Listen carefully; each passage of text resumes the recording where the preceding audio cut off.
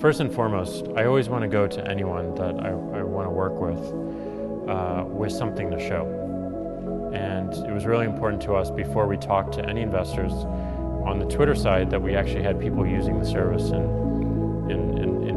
some scale. And on the Square side that we actually had a working prototype.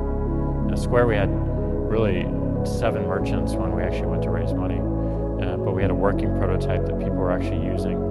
And if people can't see it and feel it, it's very, very hard to sell. And I don't want to just go and tell people this is going to be the biggest thing ever. I want to be able to show that and have them feel it and walk away feeling that as well. And then second is the realization, like I always kind of approach this as like, if we take money from someone, this is kind of like hiring someone that we can never fire. That means, do we really want to work with this person? Is this person going to be someone that really pushes us in the way that we need to be pushed?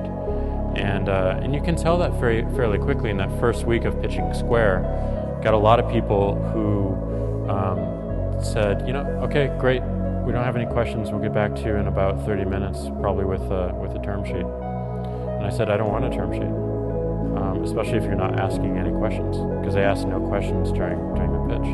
And that means if they're on our board, that they're actually not going to be all that constructive in terms of really asking the tough questions and making sure that we're not just in our own bubble, but they're looking outside. That is the role of the board, is to look outside and bring all their insight and wisdom to us so that we can help guide the company.